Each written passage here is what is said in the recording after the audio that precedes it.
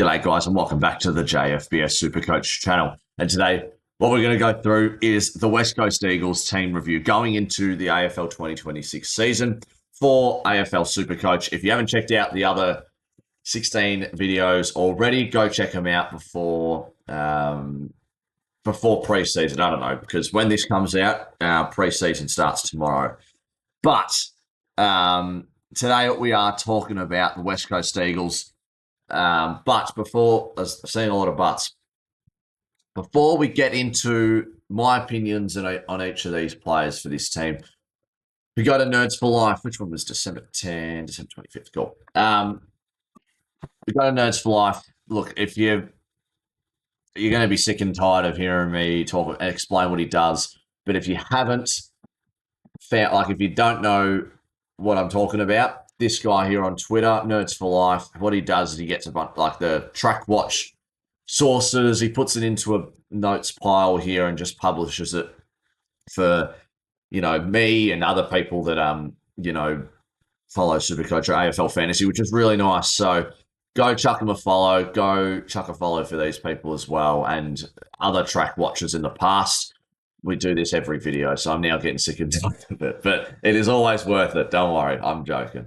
So this, mind you, this was November 25th, so just way before, anything as of recent. Dev Robertson, McRae, Schoenberg have started their pre-season with the new club after being picked up as SSP rookies, which we'll get to in a tick. Graham won the MAS test, looks hungry after missing a pole finish in Eagles BNF due to suspension. Jake Waterman and Tom Cullen pressed their MAS sheet coming... I don't know what the mass test coming second and third. Willem Dersman and Cooper Duff Titler, so it's supposed to be Titler, looked impressive at the new home. Not today's session.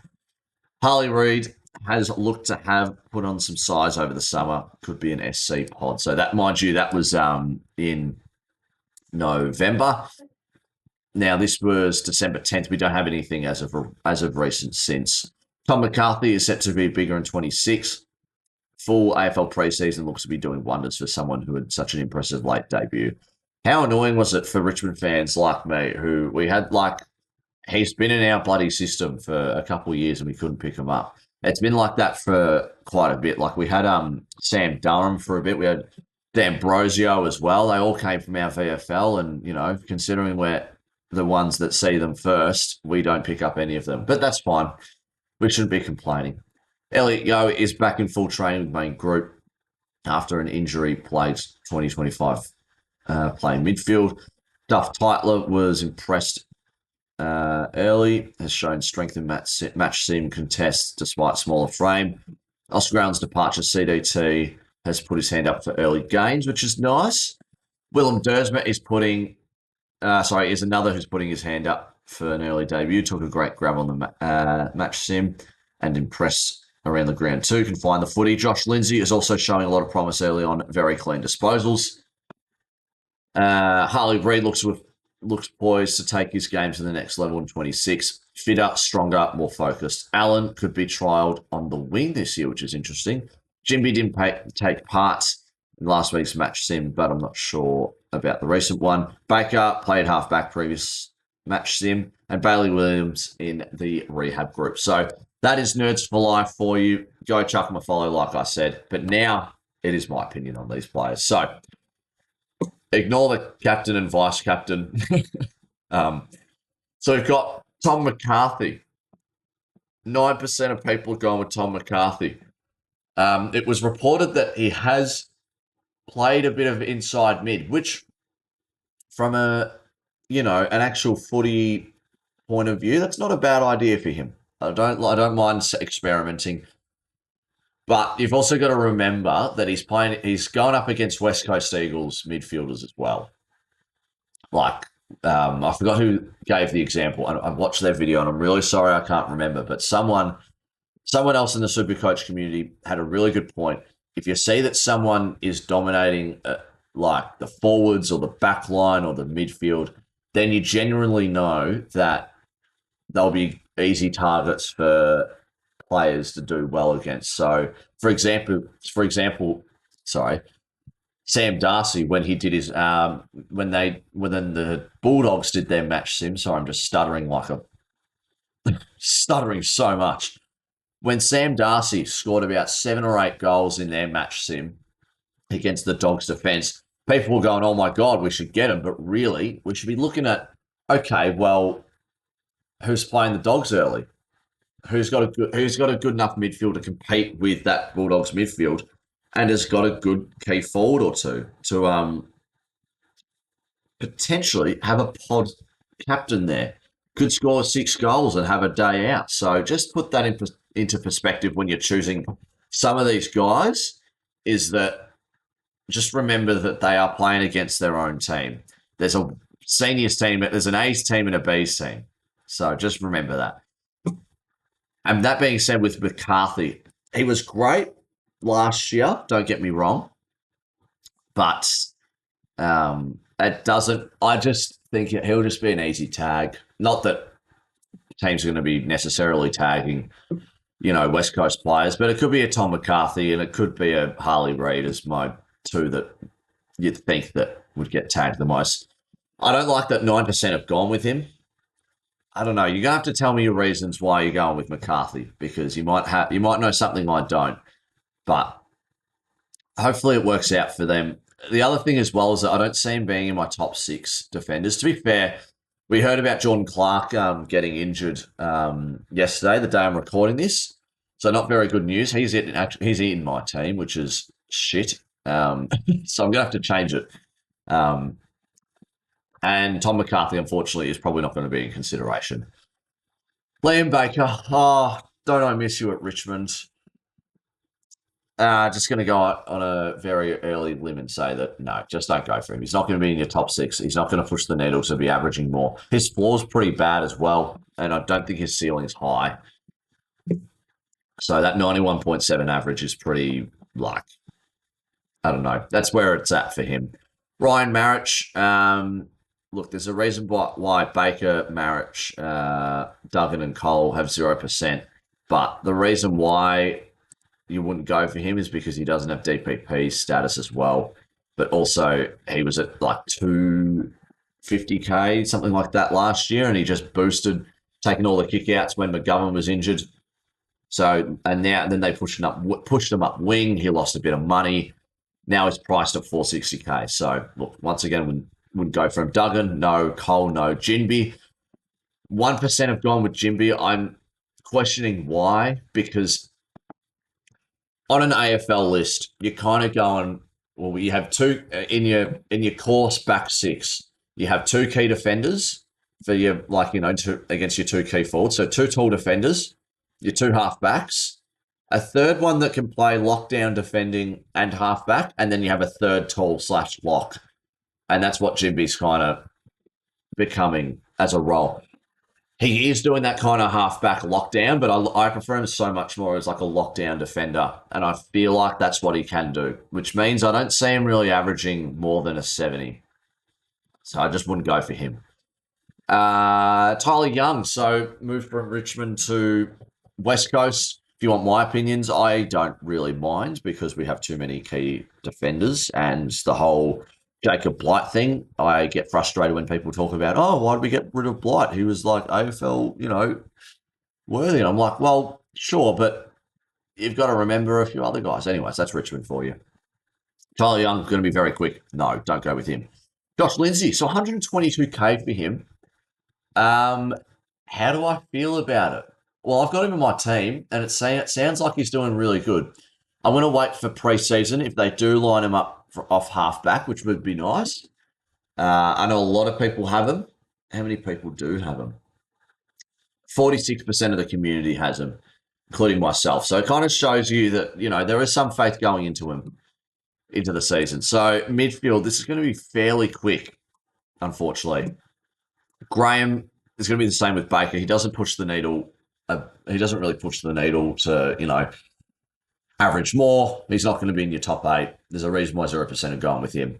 Yo, I'm surprised that 0% we've gone with Yo because obviously not last year, but the year before he kind of broke out SuperCoach wise. We know how good of a player he really is. But for SuperCoach, he averaged about 110, 115. That first spot, like 6 weeks, I reckon it was 120. So really good numbers from Yo, but then got injury smacked last year. Obviously didn't play a game. Is he going to be fit and healthy, and would he be an interesting pod? I reckon so, but he's just too injury prone for my liking, unfortunately. Tim Kelly, he's not interested in footy anymore, so you're just going to go no there. Harley Reid, so 14% of people have gone with Harley Reid. Obviously high on the potential of him being the number one guy at West Coast, like he is at the moment, I know, but SuperCoach wise, averaging the most and, really impacting the game more. Like, the reason why he's at a 70 is because of I wouldn't say he's the most, like, to be fair, how am I trying to say this?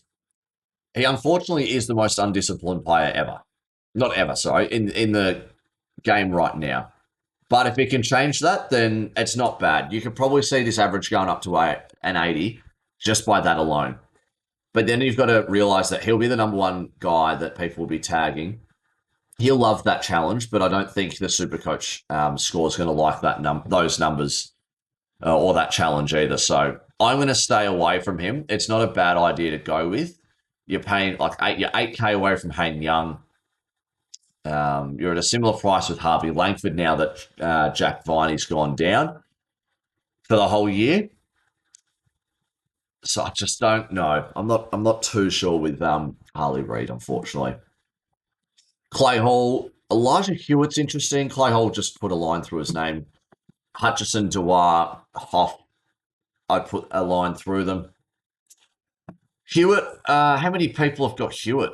0%. Okay, well, you could have a case of little mid-price of it. Look, I don't think he'll be averaging much more. He can average high, but it's just going to be more consistent. And when you're choosing these guys, like Elijah Hewitt's a guy that you need to really trust yourself in him into picking him. All right, Willem Dersma. So the first overall pick of this year's draft, 203, 500. I am seeing more often, I reckon this was at around 55%, but now it's going down. I have him in my team just because, it's kind of the thing where you go, well, he's the number one pick. I'm just going to have him because he'll be playing round one, no doubt. I just don't, people don't seem to be too confident going with him for the season.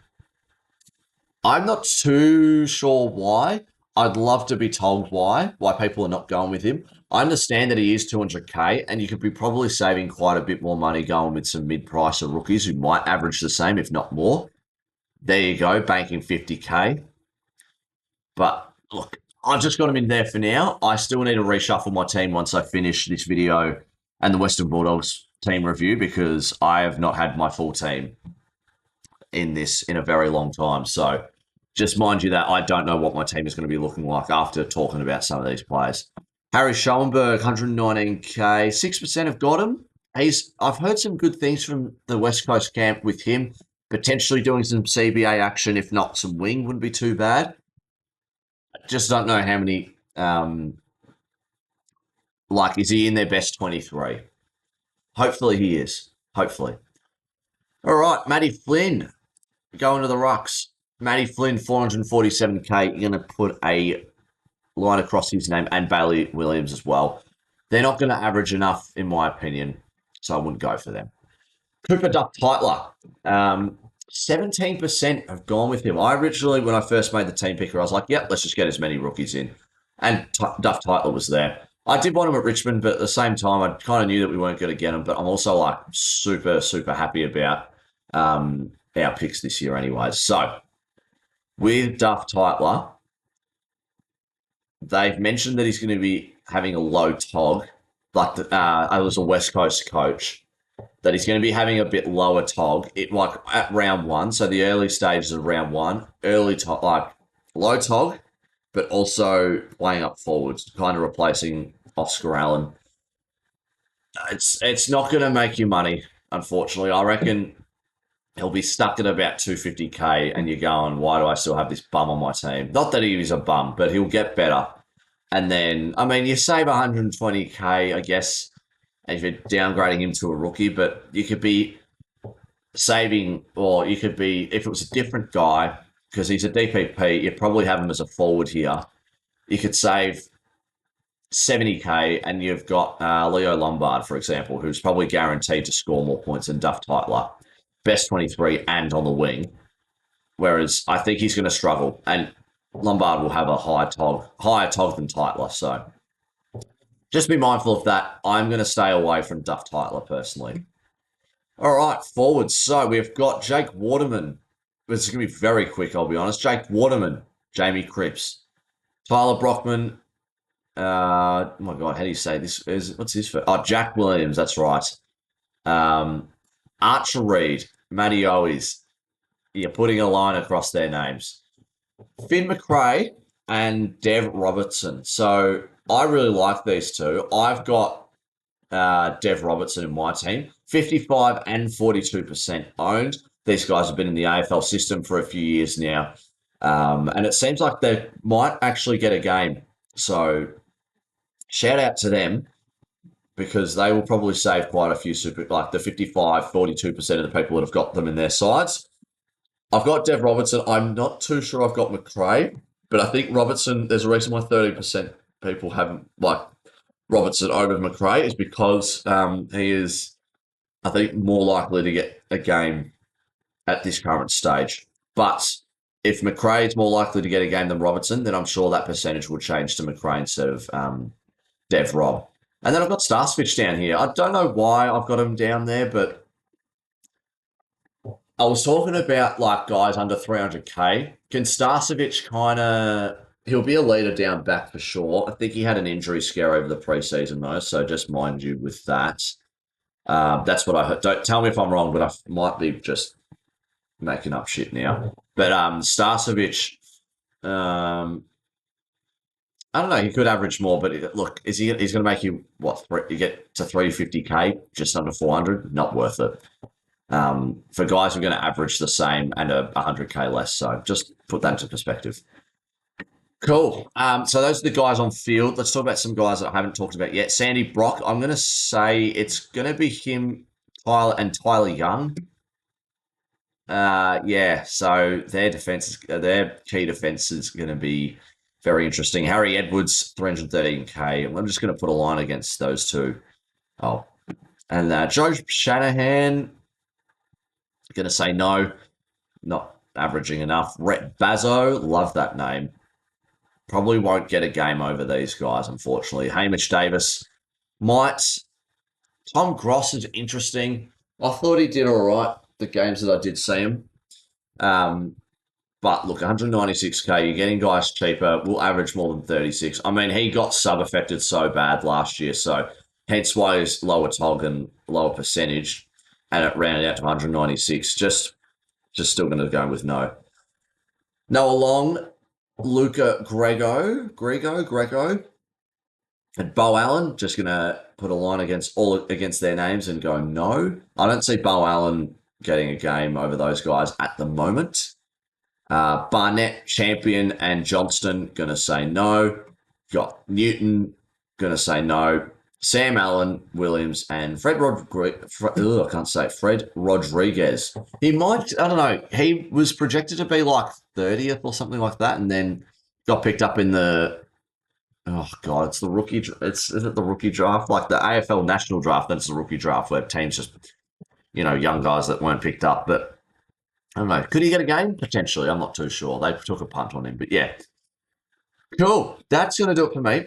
Let me know if you guys think that there are some guys I didn't talk about enough, or you think will actually do bits for the season. There's not too many guys. Oh, I forgot to do my top 5. I don't know if I did it for Sydney or not, but top 5 guys that I've got in my team, or guys to go for. I'll just say Harley Reid at 1. I mean, I don't have him in my team, but that's just for an example. Robertson at 2, in my opinion. Dersma 3. Dersma 3.